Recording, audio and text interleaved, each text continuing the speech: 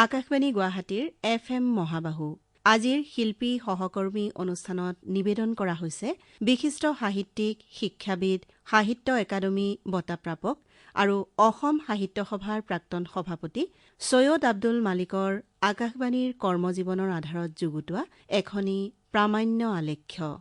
আলেখ্যখনিৰ ৰচনা আৰু প্ৰযোজনা অজয় কুমাৰ বৰাৰ। এয়া শিল্পী সহকৰ্মীৰ আজিৰ খণ্ড।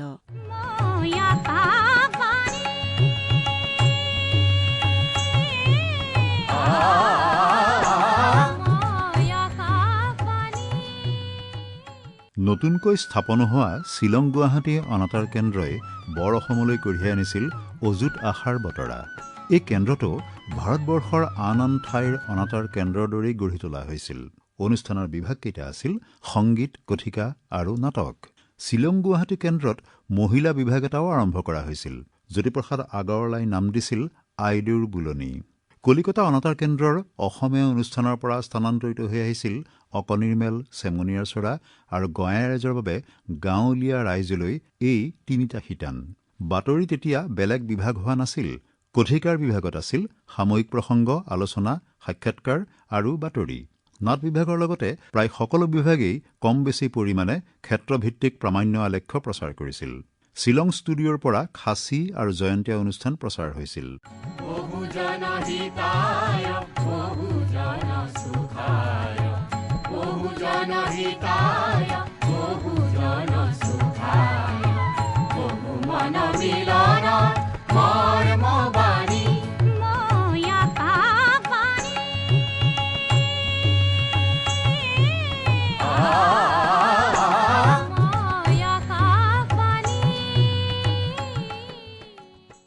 বহুজনৰ হিত আৰু সুখৰ বাবে কাম কৰিবলৈ নতুনকৈ স্থাপন হোৱা শ্বিলং গুৱাহাটী অনাতাঁৰ কেন্দ্ৰত বিষয়া কৰ্মচাৰীৰ প্ৰয়োজন হৈছিল। প্ৰগ্ৰাম এছিষ্টেণ্ট পদৰ বাবে অৰ্হতাসম্পন্ন প্ৰাৰ্থীৰ পৰা আবেদন বিচৰা হৈছিল। আবেদন কৰা প্ৰাৰ্থীসকলৰ মাজত আছিল আমাৰ এইবাৰৰ শিল্পী সহকৰ্মী সৈয়দ আব্দুল মালিক।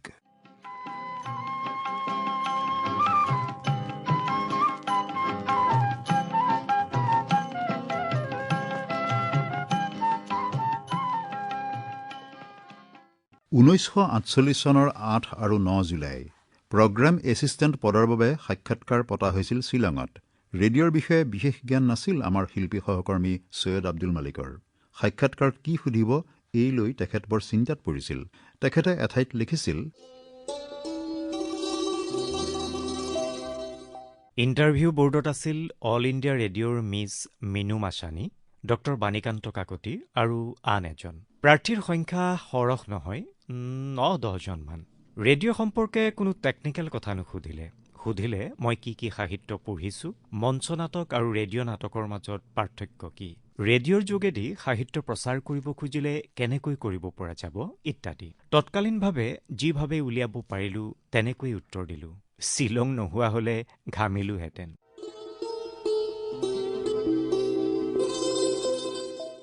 আপুনি নাটক আৰু সাহিত্যৰ প্ৰগ্ৰাম কৰিব লাগিব, পাৰিব? পাৰিম। কেন মানে কি? KEN। কেনটো ৰেডিঅ'ৰ পাৰ্ট নেকি? ভাবিবলৈ ধৰিলোঁ। এটা কাহিনীলৈ মনত পৰিছিল। এজন বৰ ইংৰাজী জনা মানুহ ডাক্তৰৰ ওচৰলৈ গৈছিল। আপোনাৰ কি হৈছে? ডগ এক ছাৰ। ডগ এক? তাৰমানে ডগ এক মনত পৰা নাই বেমাৰটো? ছাৰ, মূৰৰ কামৰণিক হেড এক, পেটৰ কামৰণিক ষ্টমাক এক, দাঁত বিষক টুথ এক নবোলে জানো? কিন্তু আপোনাৰ এক হ'বলৈ ডগটো ক'ত? বুজা নাই ছাৰ, মোক কুকুৰে কামুৰিলে, সেয়েহে ডগ এক বুলি কৈছোঁ। হেড এক মূৰৰ কামৰণি হ'লে ডগ এক কুকুৰে কামোৰা নহয় নেকি? কি হ'ল ছাৰ, মনে মনে থাকিল যে? মোৰ বেমাৰৰ কথা শুনি আপোনাৰ টং এক হৈ গ'ল নেকি?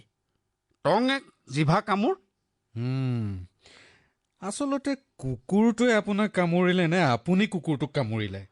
কুকুৰটোক কামুৰিবলৈ পোৱা হ'লে মই কি ডাক্তৰৰ ওচৰলৈ আহোঁ নেকি ছাৰ? মোক কামুৰি সি লৰ মাৰিলে, মোৰ লাঠি এমাৰ খাই দৰ মাৰিলে, তাৰো চাগে বেকেক হ'ব ছাৰ। কেনটো কি বস্তু? মই ডক্টৰ বাণীকান্ত কাকতিলৈ চালোঁ। তেখেতে মোৰ অৱস্থাটো বুজিলে। মোক ৰক্ষা কৰিবলৈ বোধ কৰোঁ তেখেতে ক'লে, তোমাৰতো ক্লাছিকেল ইংলিছ নাছিল, মডাৰ্ণ ইংলিছে পঢ়িছিলা। কেনটো আজিকালি ইংৰাজীত বৰ ব্যৱহাৰ নহয়। কেন মানে well gentlemen, to know' of knowledge or sight. মোৰ ইংৰাজী ভাষাৰ জ্ঞানৰ জোখ ল'বলৈকে এনেকুৱা আচহুৱা শব্দ এটাৰ অৰ্থ সুধিছিল নেকি জানো। মই চাকৰি পাই গ'লোঁ লগে লগে।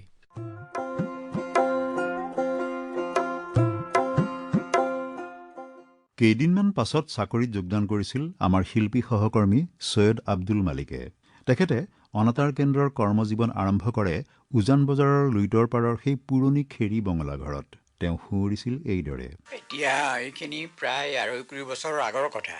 মই তেতিয়া মালিক ছাৰ নাছিলোঁ, সৈয়দ আব্দুল মালিক আছিলোঁ।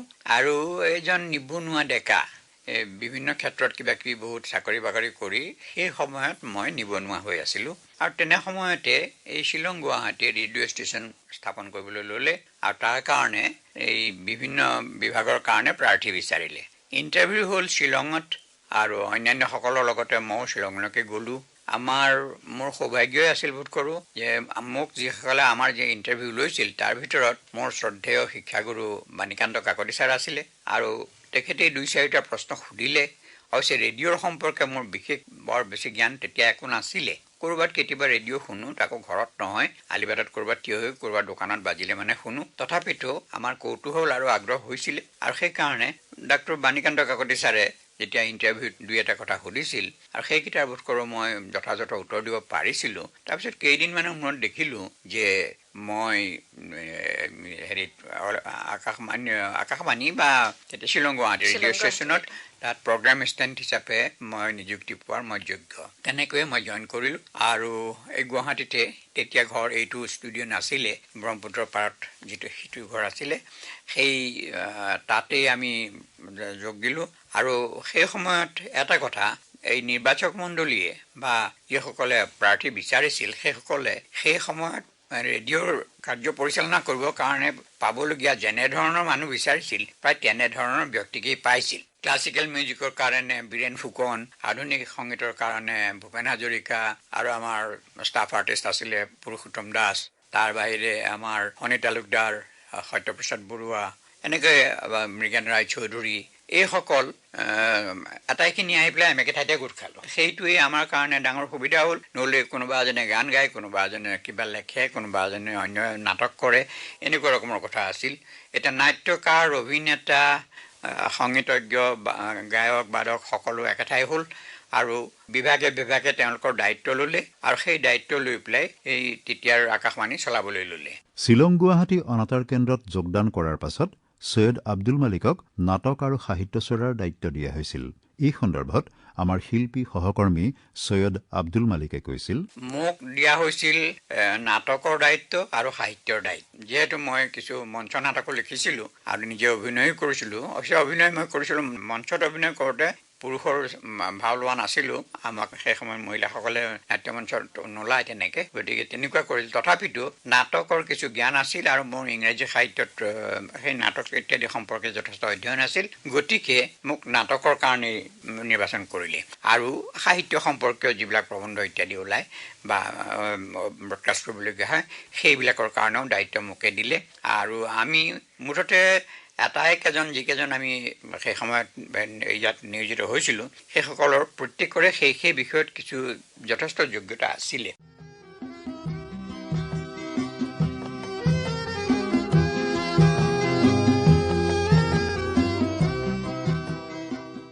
বৰ অসমৰ ভাষা, সাহিত্য, কলা, সংস্কৃতি আৰু বিজ্ঞান প্ৰযুক্তিবিদ্যাৰ এক জাতীয় অনুষ্ঠানৰূপে শ্বিলং গুৱাহাটী অনাতাঁৰ কেন্দ্ৰক গঢ় দিবলৈ আমাৰ শিল্পী সহকৰ্মীসকলে কায়ী মনোবাক্যে আৰু নিষ্ঠাৰে কাম কৰিছিল। আৰম্ভণিতে ৰেডিঅ'ৰ বিষয়ে জনা মানুহৰ সংখ্যা নাছিলেই বুলিব পাৰি। এই সন্দৰ্ভত আমাৰ শিল্পী সহকৰ্মী সৈয়দ আব্দুল মালিকে কৈছিল, যেতিয়া এজন প্ৰগ্ৰাম এছিষ্টেণ্ট হিচাপে তাত যোগদান কৰিলোঁ, কৰাৰ পিছত দেখিলোঁ যে আমাৰ সন্মুখত নানা সমস্যা। প্ৰধান কথা যে অসমত সেই সময়ত ৰেডিঅ'ৰ লগত বা ৰেডিঅ'ৰ কাৰ্যাৱলীৰ লগত সম্পৰ্ক থকা লোকৰ সংখ্যা অতি সীমাবদ্ধ, প্ৰায় নাছিল বুলিলেই হয়। 2-4 গায়ক গায়িকা আছিল, 2-4 হয়তো কলিকতাত কেতিয়াবা ব্ৰডকাষ্ট কৰা মানুহ আছিল, তাৰ বাহিৰে বাকী সকলো নতুন মানুহ আছিল। আৰু আমি যিবিলাক হয়তো বিষয়ববীয়া আছিলোঁ, আমিও আছিলোঁ নতুন, সকলো কথা নাজানো। ইপিনে সেই সময়ত ঠিক ব্ৰিটিছৰ দিনৰ পৰা আহৰণ কৰা যি ব্যুৰ'ক্ৰেচি আছিল, সেই ব্যুৰ'ক্ৰেচিৰ গোটেই ছিষ্টেমটো চলি আছিল। গতিকে সেইফালে ব্যুৰ'ক্ৰেচিৰ সীমাবদ্ধতা, আনফালে আমাৰ নতুনকৈ স্বাধীন হোৱা দেশৰ ডেকা মানুহৰ যিটো আমাৰ মুকলিমূৰীয়া ভাৱ, এই দুটাৰ মাজত এটা আদৰ্শগত সংঘাত নোহোৱা নহয়। কিন্তু আমি তাৰ মাজেদি চলি যাবলগীয়া হৈছিল। আৰু প্ৰথম অৱস্থাত আমি ভাবিছিলোঁ যে অল ইণ্ডিয়া ৰেডিঅ' নিশ্চয় এটা অসমৰ সংস্কৃতিৰ আৰু অসমৰ চিন্তা কল্পনা ভাৱধাৰাৰ বাহন হ'ব, আৰু তেনেকুৱা এটা জাতীয় অনুষ্ঠান হ'ব বুলি পেলাই সেই সময়ত আমি ধাৰণা কৰি লৈ ইয়াক গঢ়ি তুলিবৰ চেষ্টা কৰিছিলোঁ। স্বাধীনোত্তৰ কালত বৰ অসমত ৰেডিঅ' নাটকৰ অৱধাৰণা নাছিল। মঞ্চ নাটকৰ প্ৰচলন আছিল যদিও ৰেডিঅ' নাটক আছিল এক নতুন বিষয়। জ্যোতিপ্ৰসাদ আগৰৱালা, অতুল চন্দ্ৰ হাজৰিকা, প্ৰসন্নলাল চৌধুৰী, প্ৰভাত শৰ্মা, শাৰদাকান্ত বৰদলৈ, চন্দ্ৰ ফুকন আদিয়ে সেই সময়ত অসমৰ মঞ্চ নাট্য জগতখনক সক্ৰিয় আৰু সতেজ কৰি ৰাখিছিল। ৰেডিঅ' অহাত তেওঁলোক উৎসাহিত হৈ আগবাঢ়ি আহিছিল যদিও থমকিছিল এটা বিশেষ কাৰণত। অনাতাঁৰ নাট মাধ্যমটো মঞ্চ নাট মাধ্যমৰ সম্পূৰ্ণ বিপৰীত। মঞ্চ নাটকত অভিনয় দৰ্শকে দেখি থাকে, আনহাতে অনাতাঁৰ নাটকত অভিনয় শব্দৰ দ্বাৰা প্ৰকাশ কৰিবলগীয়া হয়। তদুপৰি মঞ্চ নাটকবিলাকৰ স্ক্ৰিপ্ট বৰ দীঘল থাকে, ইফালে অনাতাঁৰ নাটক আধা ঘণ্টাতে শেষ কৰিবলগীয়া হয়। সেয়েহে অনাতাঁৰ নাটকৰ অভাৱ আছিল। সেই অভাৱ দূৰ কৰিবলৈ ফণী তালুকদাৰ, সত্যপ্ৰসাদ বৰুৱা আৰু সৈয়দ আব্দুল মালিকে ৰেডিঅ'ৰ বাবে নাটক লিখিছিল।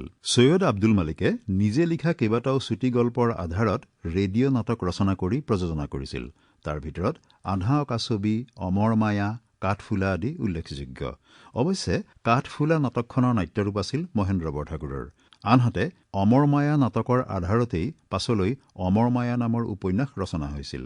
নাট বিভাগটো চলাওঁতে আৰম্ভণিতে নানান সমস্যাৰ সন্মুখীন হৈছিল।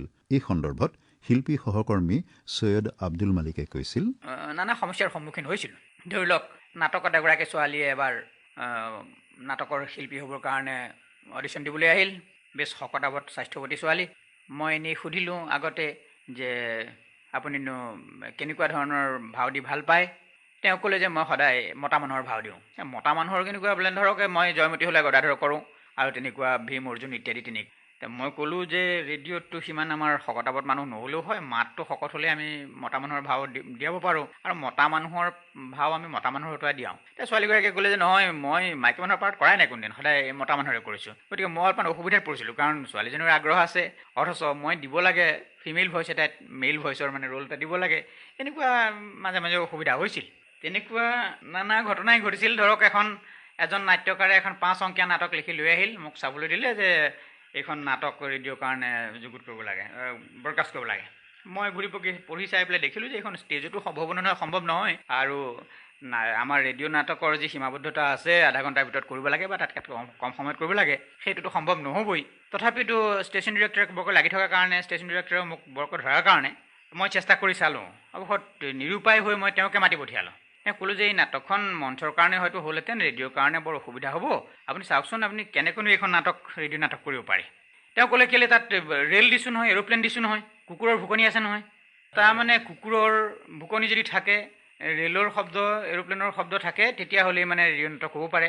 এনেকুৱা এটাই আছিল সেই সময়ত ৰেডিঅ' নাটকৰ ধাৰণা। কাৰণ ছাউণ্ড এফেক্ট কথাটো বৰ সেই সময়ত এটা লাক্সাৰীৰ নিচিনা আছিল, এটা বিলাসিতাৰ নিচিনা আছিল। খুব ধুমুহা, কিবা কিবি এনেকুৱা ৰকমৰ মটৰ গুচি যোৱা, এইবোৰ আজিকালি কমাইছে, কিন্তু তেতিয়া সেই সময়ত আছিল কি ছাউণ্ড এফেক্ট দিব পৰাটো হৈছে নাটক। তাৰমানে গীত, নাটক আৰু বক্তৃতা আদি আৰম্ভণিতে পোনপটীয়াকৈ প্ৰচাৰ কৰা হৈছিল।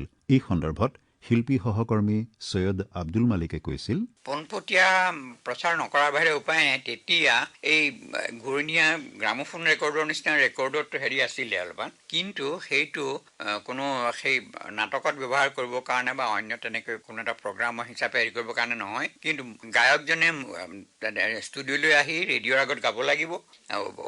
নাটক এখন হৈ আছে, অভিনেতা অভিনেত্ৰীসকলে আহি পেলাই তেওঁলোকে তাত অভিনয় কৰিব লাগিব, আৰু সেইটোৱেই ব্ৰডকাষ্ট হ'ব। আৰু কোনোবা এজন এজন বিশিষ্ট ব্যক্তি, তেওঁ আহি এটা বক্তৃতা দিছে, ভাষণ দিছে, আৰু সেইটো তেওঁ ষ্টুডিঅ'লৈ এপ্লাই কৰাৰ বাহিৰে উপায় নাছিলে। তেতিয়া এই বাহিৰলৈ গৈ পেলাই টেপ ৰেকৰ্ডিং কৰি পেলাই আনি পেলাই হেৰি কৰা সেইটো ব্যৱস্থা নাছিলেই, আৰু নথকাৰ কাৰণে বহুত আমি অসুবিধাত পৰিছিলোঁ। বিশেষকৈ মই নাটকৰ দায়িত্বত থকাৰ কাৰণে এই নাটকত আমাক চাউণ্ড ইফেক্টৰ দৰকাৰ হৈছিল। বেলেগ বেলেগ শব্দৰ দৰকাৰ হয়, হয়তো ৰেলগাড়ী এখন গুচি গৈছে, তাৰ এটা চাউণ্ডৰ দৰকাৰ হ'ল, বা আকাশেদি কিবা এৰোপ্লেন এখন গৈছে, তাৰো হয়তো কিবা এটা চাউণ্ডৰ দৰকাৰ হ'ল। সেইবোৰ আমাৰ নাছিলে। যি পৰা যায় হয়তো BBC-ৰ পৰা চাউণ্ড এফেক্টৰ ক'ৰবাত সৰু সুৰা ৰেকৰ্ড কৰি পোৱা গৈছিল, কিন্তু বাকীবিলাক আমি লোকেলি সৃষ্টি কৰিবলগীয়া হৈছিল, আৰু সেইটোৱে আমাক বহু সময়ত সমস্যাত পেলাইছিল। আৰু নাটকখনত কেতিয়াবা নাটকৰ এই পাঠ্যখিনিত টেক্সটখিনিত কেতিয়াবা সেইবিলাক অলপমান বাদ দি পেলাই বৰং কৰিবলগীয়া হৈছিল, আৰু সেইটো পৰোক্ষভাৱে বুজাই দিবলগীয়া হৈছিল যে এয়া এতিয়া শিয়ালে হোৱা দিছে। ৰেডিঅ' নাটকত চাউণ্ড ইফেক্ট ব্যৱহাৰ আৰু নিজাকৈ চাউণ্ড ইফেক্টছৰ সৃষ্টি কেনেকৈ কৰিছিল এই কথা আমাৰ শিল্পী সহকৰ্মী সৈয়দ আব্দুল মালিকে স্মৰণ কৰিছিল এইদৰে। বৰষুণ দিয়াৰ চাউণ্ড এফেক্ট আমি দিবলগীয়া হৈছিল। গতিকে ক'ৰবাৰ পৰা এটা চলা হেড এটা বিচাৰি আনি পেলাই তাৰ ওপৰত এটপাল দুটপালকৈ পানী পেলাই থাকি, নহ'লে আঙুলিৰে টুক কৰি পেলাই কোনোমতে আমি বৰষুণ দিওৱাটো কৰিছিলোঁ। তাৰপিছত ধৰি লওক এই দুৱাৰ টুৱাৰ খোলা মেলা সেইবোৰ প্ৰায় দুৱাৰ টুৱাৰ খুলি মেলি আমি কৰিবলৈ চেষ্টা কৰিছিলোঁ, কাৰণ তেনেকুৱা মোৰ আমাৰ চাউণ্ড এফেক্ট নাছিলে। আৰু এজন, এতিয়া তেখেত ভদ্ৰলোক বাচি আছে নে নাই ক'ব নোৱাৰোঁ, এজন মানুহ আছিল, তেখেতে বিভিন্ন জন্তুৰ মাত হেৰি কৰিব পাৰে। তেওঁ আহি পেলাই তেওঁ আমাক কিছু ৰেকৰ্ড কৰাইছিল। তেওঁ কৈছিল যে এইবিলাকো চাউণ্ড এফেক্ট হিচাপে ব্যৱহাৰ কৰিব পাৰে। কুকুৰৰ ভুকনি, মেকুৰীৰ কাজিয়া, কুকুৰৰ কাজিয়া ইত্যাদি সব মুখেৰে সৈতে কৰিছিল। সেইবিলাকো আমি ৰেকৰ্ড কৰি লৈছিলোঁ। অৱশ্যে সেই সময়ত টেপৰ ব্যৱস্থা নাছিল, ডিস্ক ৰেকৰ্ড আছিল, আৰু ডিস্ক ৰেকৰ্ড সেই সময়ত কিছু দামীও আছিল, আৰু সেই প্লেবেক কৰিবলৈও ডিস্ক ৰেকৰ্ড বৰ অসুবিধাও। গতিকে সেইবিলাক দিগদাৰী আছিল। তথাপি তাৰ মাজেদি নাটক ইত্যাদি কৰা হৈছিল। চাউণ্ড এফেক্টছ সৃষ্টিৰ ক্ষেত্ৰত অতি ব্যতিক্ৰম পন্থাও লোৱা হৈছিল। এবাৰ এখন নাটকত কেঁচুৱাৰ কান্দোনৰ প্ৰয়োজন হৈছিল। কেঁচুৱাৰ কান্দোনটো নিদিলে নাটকখন ফুটি নুঠিছিল।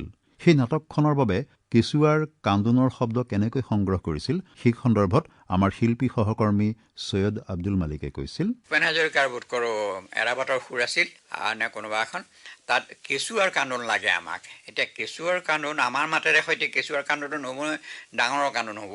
গতিকে কেঁচুৱাৰ ভইচটো যেনেকুৱা, মাতটো যেনেকুৱা, সেইটো হ'ব লাগিব। আৰু সেইটো কৰিবৰ কাৰণে এতিয়া উপায় নাই, আমি বিমূৰত পৰিলোঁ, চাউণ্ড এফেক্টটো নাই কৰি পাবলৈ, অথচ সেই কেঁচুৱাৰ কান্দোনটো দৰকাৰ। আৰু তেতিয়া আমাৰ তেতিয়া ৰেডিঅ' ষ্টেচনে কাম কৰি থকা তেতিয়া নাই প্ৰয়াত শিৱ ভট্টাচাৰ্যী, তেওঁ ক'লে যে চিন্তা কৰিব নালাগে, মই ব্যৱস্থাটো কৰি দিম, আপোনালোকে ষ্টুডিঅ' ৰেডি কৰক, হৈ যাব, আৰু টকা দুটা দিয়ক, মই ব্যৱস্থা কৰিম। আমি হেৰি কৰিলোঁ, টকাটো মানে ৰিক্সাখন লৈ যাব আৰু আহিব, কিবা এনেকুৱা। ইফালে আছিলে উজান বজাৰত। তাৰপিছত আমি ষ্টুডিঅ' ৰেডি কৰিছোঁ, কিন্তু চিন্তা কৰিছোঁ যে এওঁ কান্দোনটো ক'ৰ পৰা পাব, এতিয়া কি কথা। পিছত ৰিক্সাতে ক'লাত ছোৱালীজনী লৈ পেলাই আহিলে, আহি পেলাই তেওঁ ক'লে হৈ গ'ল, ৰেডি কৰক আপোনালোকে, আৰু এতিয়া ৰেকৰ্ডিং কৰিবলৈ হেৰি হওক, মই কৈছোঁ। তাৰপৰা কেঁচুৱাজনী ক'লাত লৈ ষ্টুডিঅ'লৈ সোমাল, আৰু আমাক ইংগিত দিলে যে এতিয়া ৰেকৰ্ড কৰিব লাগে। এতিয়া কলাৰ কেঁচুৱাজনীয়ে দেখিলোঁ কন্দা আৰম্ভ কৰিছে, বেছ চিঞৰি কান্দিছে। তাৰপিছতে যি হওক আমাৰ কামটো হৈ গ'ল, ৰেকৰ্ডিং আমি পাই গ'লোঁ। পিছত আমি হেৰি কৰিলোঁ যে এইটো কেনেকৈ কি হ'ল কথা গোটেই কাৰোবাৰটো একো বুজি নাপালোঁ। দেখা গ'ল যে শিৱ ভট্টাচাৰ্যৰ ছোৱালীজনীয়ে তাই খহু হৈছিলে মূৰত নে পিঠিত ক'ৰবাত, সেই খহুটোত হেঁচা মাৰি দিলে মানে ছোৱালীজনীয়ে কান্দি দিয়ে। গতিকে সেইটো কৰি পেলাই কন্দুৱাই দিছিল, আৰু সেই ছোৱালী ভদ্ৰমহিলা এতিয়া ৰুনুমি, সেই ৰুনুমিয়াই তেতিয়া প্ৰথম কান্দোনেৰে সৈতে ৰুনুমিয়ে প্ৰথমতে ষ্টুডিঅ'ত সোমাইছিলে। সেইটো হৈছে ইণ্টাৰেষ্টিং কথা। শ্বিলং গুৱাহাটী কেন্দ্ৰৰ সংগীত বিভাগৰ সৈতেও নিবিড়ভাৱে জড়িত হৈ পৰিছিল সৈয়দ আব্দুল মালিক। সেই সময়ত সীমিত সংখ্যক গীতিকাৰ আৰু শিল্পীৰে কেন্দ্ৰটোৰ সংগীত বিভাগ চলাবলৈ যথেষ্ট সমস্যাৰ সৃষ্টি হৈছিল। সংগীত বিভাগত প্ৰয়োজন হোৱা গীতৰ বাবে পুৰুষোত্তম দাস, বীৰেন্দ্ৰ কুমাৰ ফুকন, ভূপেন হাজৰিকা, ফণী তালুকদাৰৰ সৈতে সৈয়দ আব্দুল মালিকেও নিয়মীয়াকৈ গীত লিখিছিল। এয়া তেখেতে লিখা গীতৰ একাংশ, জীৱনে মৰণে মই চিৰদিন অসমীয়া, সংগীতা বৰঠাকুৰৰ কণ্ঠত।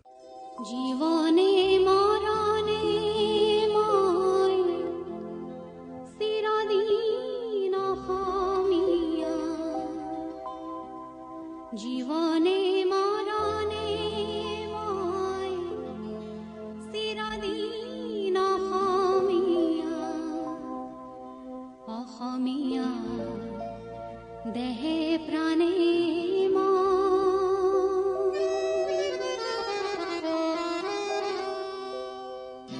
জীৱনে মৰণে মই চিৰদিন অসমীয়া, জীৱনে মৰণে মই চিৰদিন অসমীয়া, অসমীয়া দেহে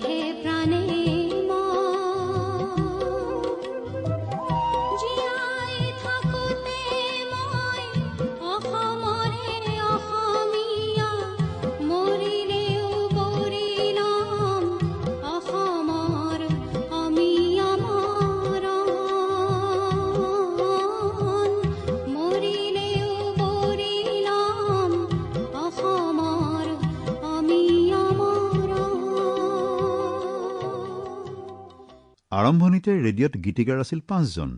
শিল্পীসকলক নিতৌ গীত লাগে, চাহিদা বেছি, যোগান কম, গতিকে কেতিয়াবা এটা গীতৰ অন্তৰা লিখে মালিকে আৰু স্থায়ী ডোখৰ লিখে তেওঁৰ কাষতে বহা ভূপেন হাজৰিকাই।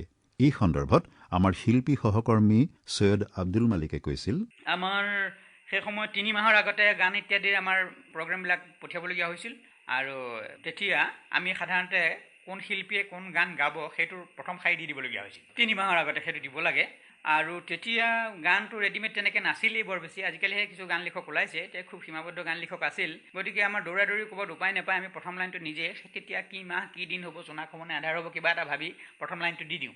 দি পেলাই আমি বহি থাকোঁ আৰু তাৰপিছত আমি পাহৰোঁ সেই কথাটো। তাৰপিছত 7 দিনমানৰ আগতে যেতিয়া যিজন শিল্পীক যিটো গান দিয়া হৈছিলে প্ৰথম লাইন, তেওঁ আহি হাজিৰ হৈ যে গানৰ ষ্টুডিঅ'ক যেতিয়া মোৰ গান হেৰি কৰিব লাগে, তেতিয়াতো গানৰ টেক্সট নাই আমাৰ ওচৰত। তেতিয়া যে কি গানৰ ফাৰ্ষ্ট লাইনটো কি আছিলে? ফাৰ্ষ্ট লাইন আছিলে যে ফাগুনৰ দুপৰীয়া কিবা এটা হৈছে, বতাহ বলিছে বা কিবা এটা হৈছে। তাৰপিছত কি হৈছেতো আমি ক'ব নোৱাৰোঁ। গতিকে তেতিয়া হয় ভূপেন হাজৰিকা নাইবা মই নাইবা কোনোবা এজনৰ আমাৰ পাল পৰে যে বাকীখিনি কম্প'জ কৰি দিয়া। আমাৰ খুব চেষ্টা মূৰ্খমৰ পিছত হয়তো 3 লাইন 4 লাইনমান ওলাই গৈ তাৰপিছত দুখন ওলোৱা হয় এজনৰ। নোলোৱা হ'লে সেইখিনিলৈকে লিখি পেলাই সিজনক আকৌ দিয়া হয় যে বাকীখিনি তুমি কৰা। গতিকে এনেকৈ জোৰা ফুন্দা দি কোনোমতে একোটা গান আমাৰ মাজে মাজে ৰচনা কৰা হৈছিল। অৱশ্যে এটাইবোৰ গান সেইবোৰ নহয়, কিছুমান সেই তেনেকুৱা অৱস্থা হৈছিল। আৰু কিন্তু গায়কসকলে গায়িকাসকলে বৰ আন্তৰিকতাৰ সৈতে গাইছিল। গতিকে সেইটো যে 3জনৰ মেনুফেকচাৰ আৰু এটা কাৰখানাত তৈয়াৰ কৰা দি কৰি থৈ আহিছে সেইটো তেওঁলোকে গম নাপাইছিলে। কিন্তু আমিহে মনে মনে গম পাইছিলোঁ যে কি দুৰ্গতিৰ সৈতে আমাৰ গানটোৱে শেষ পৰ্যন্ত এটা ভাষা পাই পেলাই ৰূপ লৈছে। বৰ অসমৰ সাহিত্য, কলা, সংস্কৃতিৰ সংৰক্ষণ, সংবৰ্ধন, প্ৰসাৰ আৰু প্ৰচাৰৰ ক্ষেত্ৰত আকাশবাণী গুৱাহাটীয়ে লোৱা বলিষ্ঠ ভূমিকাৰ সন্দৰ্ভত আমাৰ শিল্পী সহকৰ্মী সৈয়দ আব্দুল মালিকে কৈছিল, অল ইণ্ডিয়া ৰেডিঅ' থাকোঁতেও বা আকাশবাণী হোৱাৰ পিছতো এই অনুষ্ঠানটোৱে অসমৰ সাংস্কৃতিক জীৱনলৈ যথেষ্ট মূল্যৱান বৰঙণি আগবঢ়াইছে। মোৰ মনেৰে যদি এই অল ইণ্ডিয়া ৰেডিঅ' বা আকাশবাণীয়ে প্ৰচাৰৰ ব্যৱস্থা নকৰিলেহেঁতেন, তেনেহ'লে আমাৰ মাৰ্গ সংগীত, বৰগীতবোৰ এনেকৈ জনপ্ৰিয় নহ'লহেঁতেন বা সেইবিলাকৰ সুৰ ইত্যাদিৰ উদ্ধাৰৰ কাৰণে ইমান প্ৰচেষ্টা নহ'লহেঁতেন। তাৰোপৰি আমাৰ লোকগীতবিলাক, গোৱালপৰীয়া লোকগীত, কামৰূপী লোকগীত, উজনি অসমৰ বিহুগীত, বনগীত ইত্যাদি, আইনাম, ধাইনাম, বিয়ানাম, ল'ৰা নিচুকোৱা গীত, যিমানবোৰ আমাৰ গীত মাত আছে সেইবিলাক যে আজি জনপ্ৰিয় হৈছে, জনপ্ৰিয় হোৱাৰ মূলত এটা অনুষ্ঠানে সহায় কৰিছে, সেইটো হৈছে আকাশবাণী। তাৰোপৰি আমি ব্ৰডকাষ্টিং যে এটা আৰ্ট, বিশেষকৈ কথা কোৱাটো যে এটা আৰ্ট, সেইটো কথাও আমি হয়তো ৰেডিঅ'ৰ পৰা শিকিছোঁ আৰু গুৱাহাটী ৰেডিঅ' ষ্টেচনে সেইটো সুবিধা নিদিয়া হ'লে আমাৰ মানুহে সেইটো কথাও নাজানিলেহেঁতেন। তাৰোপৰি এটা কথা হৈছে যে আমাৰ যুৱকসকলক, নাৰীক, মহিলাক বা অন্যান্য স্তৰৰ কৃষকসকলক তেওঁলোকৰ নিজৰ নিজৰ বিষয়ে প্ৰকাশ কৰিবৰ কাৰণে যিখিনি সুযোগ সুবিধা দিয়া হৈছে, অৱশ্যে এতিয়াও সীমাবদ্ধ হৈ আছে, একেবাৰে মুকলি হোৱা নাই, তথাপিতো যিখিনি সুবিধা দিয়া হৈছে সেইখিনিও আমাৰ বহুত উপকাৰ কৰিছে বুলি ভাবোঁ। আৰু সাহিত্য চোৰা অনুষ্ঠান আছে, কবিতা আবৃত্তি কৰোৱাৰ বা কবিতা প্ৰচাৰ কৰাৰ ব্যৱস্থা আছে, সেইবিলাকেও আমাক আমাৰ সাহিত্য ক্ষেত্ৰতো বৰঙণি যোগাইছে। তাৰোপৰি আমাৰ দিনত যেতিয়া সপ্তাহত এখনকৈ নাটক কৰিব লগা হৈছিল তো অসম্ভৱ অৱস্থা আছিল। এতিয়াও সেই অৱস্থাৰ বিশেষ উন্নতি হোৱা নাই, কাৰণ সমগ্ৰ পৃথিৱীতে মই জানো যে বছৰি কিজানি এখনো ভাল উৎকৃষ্ট নাটক নোলায়। তেনে অৱস্থাত অসমত সপ্তাহত এখনকৈ ভাল নাটক ৰেডিঅ'ৰ কাৰণে ওলাব, সেইটো ভাবিব নোৱাৰা কথা। তথাপিতো অনুষ্ঠানটোৰ প্ৰচেষ্টাৰ ফলত আৰু নাট্যকাৰসকলকেও এটা উদগনি পোৱাৰ ফলত যেনে তেনে প্ৰকাৰে অন্ততঃ 52 সপ্তাহত 52খন নাটক বা সংগীতালক্ষ্য ইত্যাদি যে প্ৰচাৰ কৰি থাকিব পৰা হৈছে, সেইটো আমাক এটা নাটক ৰচনাৰ ক্ষেত্ৰত সহায় কৰিছে। তদুপৰি এই সৰ্বভাৰতীয় নাটকৰ যিবিলাক 2-4খন নাটক অনুবাদ কৰা হৈছে, মই কিছু শুনিছোঁ, মই নাভাবোঁ যে আটাইবোৰ নাটক বৰ উচ্চ স্তৰৰ, কিন্তু এটা কথা হৈছে অন্যান্য ভাষাত কি ধৰণৰ নাটক ৰচনা হৈছে সেইটোৰ আভাস আমি পাইছোঁ, আৰু সেইটো আমাক সহায় কৰিছে এটা কথাত যে আমিও তেনেধৰণৰ নাটক হয়তো ৰচনা কৰিব পাৰোঁ, বা সৰ্বভাৰতীয় অনা অসমীয়া বস্তু হ'লেই যে আমাৰ উৎকৃষ্ট বুলি ভবাৰ মনোবৃত্তি এটা আছে। অন্ততঃ কিছুমান নাটক শুনি মোৰ সেই ভাৱটো গৈছে যে আমি তেওঁলোকতকৈ বৰ বেছি পিছত থকা নাই কিজানি, আৰু তেওঁলোকে যিবোৰ সৰ্বভাৰতীয় মূল্য পোৱা নাটক বুলি তেওঁলোকে প্ৰচাৰ কৰিছে সেইবিলাকত দেখোন বৰ বেছি তেনেকুৱা গুৰুত্ব দিবলগীয়া মূল্য নাই যেন লাগে। গতিকে সেইফালৰ পৰাও আমাক ৰেডিঅ'ই যথেষ্ট আমাৰ উপকাৰ কৰিছে। সৈয়দ আব্দুল মালিক আছিল এগৰাকী প্ৰতিষ্ঠিত কথাশিল্পী। তেখেত আছিল একেধাৰে কবি, গল্পকাৰ, নাট্যকাৰ, গীতিকাৰ, ঔপন্যাসিক আৰু এগৰাকী কৃতবিদ্য শিক্ষাবিদ। শ্বিলং গুৱাহাটী কেন্দ্ৰৰ বাবে তেখেতে বহুকেইখন সংগীতালক্ষ্য ৰচনা আৰু প্ৰযোজনা কৰিছিল। এয়া সৈয়দ আব্দুল মালিকৰ ৰচনা, ৰাজেন গোহাঁই আৰু মুনীন ভূঞাৰ প্ৰযোজনা অ মোৰ আপোনাৰ দেশ সংগীতালক্ষ্যখনিৰ একাংশ। নিবিড় আত্মীয়তালৈ মোৰ বুকুৰ ওচৰতে আছে এখনি চিনাকি অকণমানি বসুন্ধৰা, এখনি সৰু পৃথিৱী, এখন দেশ। মহাবিশ্ব নহয়, মহাদেশ নহয়, দেশ, মোৰ দেশ, মোৰ আপোনাৰ দেশ। হাত দিয়ে পোৱা, মাত দিয়ে পোৱা এখন দেশ।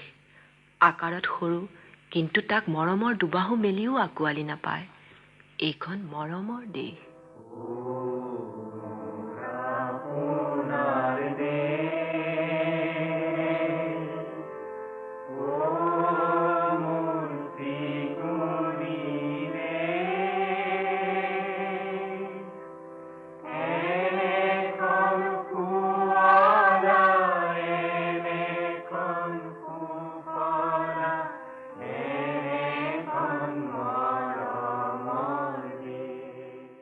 জীৱনকালত ৫০খনৰো অধিক উপন্যাস, ২০খনৰো অধিক অনাতাঁৰ নাটক লিখা সৈয়দ আব্দুল মালিকে কবিতা, গল্প, প্ৰবন্ধও অলেখ ৰচনা কৰিছিল। গুৱাহাটী অনাতাঁৰ কেন্দ্ৰৰ সাহিত্যচৰা অনুষ্ঠানটিত নিয়মীয়াকৈ প্ৰচাৰ হৈছিল আব্দুল মালিকৰ উপন্যাস, গল্প আৰু কবিতা। অঘৰী আত্মাৰ কাহিনী নামৰ উপন্যাসখনৰ বাবে ১৯৭২ চনত তেখেতক সাহিত্য অকাডেমী বঁটা প্ৰদান কৰা হৈছিল। ভাৰত চৰকাৰে পদ্মশ্ৰী আৰু পদ্মভূষণ সন্মানেৰে বিভূষিত কৰিছিল। তেখেতৰ উপন্যাসৰ কাহিনীৰ আধাৰত প্ৰস্তুত কৰা জেতুকা পাতৰ দৰে চিনেমাখনে ৰাষ্ট্ৰীয় শ্ৰেষ্ঠ ফিচাৰ ফিল্ম বঁটা লাভ কৰিছিল। ৰাজ্যিক পৰ্যায়ত তেখেতক উইলিয়ামছন মেগৰ গ্ৰুপ অৱ ইণ্ডাষ্ট্ৰিজে ১৯৯২ চনত অসম উপত্যকা সাহিত্য বঁটা আৰু ১৯৯৯ চনত অসম চৰকাৰে শ্ৰীমন্ত শংকৰদেৱ বঁটা প্ৰদান কৰিছিল। সাহিত্য কৃতিৰ বাবে ১৯৭৭ চনত অসম সাহিত্য সভাৰ অভয়াপুৰী অধিৱেশনৰ সভাপতি পদত তেখেতক অলংকৃত কৰিছিল। এয়া সৈয়দ আব্দুল মালিকৰ বিজয়ী যৌৱন নামৰ কবিতাটিৰ একাংশ। মই কোন বিচাৰিছা তাৰ পৰিচয়, মোৰ পৰিচয় যৌৱনৰ পৰিচয়। বসুধাৰ বুৰঞ্জীৰ পাতে পাতে আকাশে পৱনে সোণৰ আখৰে লিখা যৌৱনৰ বিজয় বাৰ্তা। মোক তুমি নোৱাৰা চিনিব, বিশ্বজয়ী যৌৱনৰ সোধা তুমি নৱ পৰিচয়। নিচিনিব পাৰা তুমি মোক চিনে আকাশে পাতালে, নীল আকাশৰ সৌ সপ্তৰ সীমণ্ডলে গাই মোৰ জয় গান। আৰু তুমি নোৱাৰা চিনিব ব্ৰহ্মাণ্ডৰ বুৰঞ্জীৰ যুগান্তৰ আন্ধাৰ ভেদি। সৃষ্টিৰ বাতৰি লৈ আহিলো যিদিনা, সেইদিনা বিস্ময়ে ধৰাই চালে মোৰ দীপ্ত ৰুদ্ৰ অভিযান। সেই দিন ধৰি বিশ্বৰ বুকুত সদা বিজয়ী যৌৱন, মৰুভূ পৰ্বত গিৰিকন্দৰ প্ৰান্তৰ সকলোতে উৰি আছে যৌৱনৰ নিচান।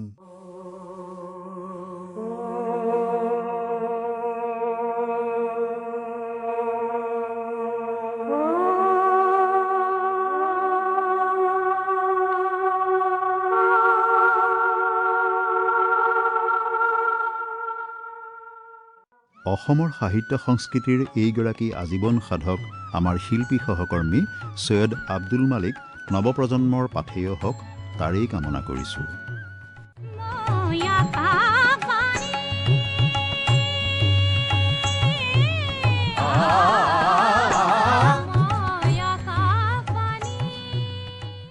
শিল্পী সহকৰ্মী আজিৰ খণ্ডত ইমান পৰে বিশিষ্ট সাহিত্যিক, শিক্ষাবিদ, সাহিত্য অকাডেমী বঁটাপ্ৰাপক আৰু অসম সাহিত্য সভাৰ প্ৰাক্তন সভাপতি সৈয়দ আব্দুল মালিকৰ আকাশবাণীৰ কৰ্মজীৱনৰ আধাৰত যুগুতোৱা প্ৰামাণ্য আলেখ্যখনি শুনিলে। আলেখ্যখনিৰ ৰচনা আৰু প্ৰযোজনা অজয় কুমাৰ বৰাৰ, পৰিকল্পনা ৰাজীৱ বৰুৱাৰ, বিৱৰণী মৃদুল হাজৰিকাৰ, সহযোগ কৰিলে প্ৰিয়াংকী দেৱ চৌধুৰী আৰু হিতেশ কলিতাই। নাট্যাংশত ভাগ ললে নৱজিৎ ডেকা, নিশা বৰুৱা, অমিতাভ ৰাজখোৱা, সুদীপ্ত শৰ্মা ভৰালী আৰু ঋতুপৰ্ণ দাসে। কবিতা পাঠ কৰিলে অৱনী বৰাই।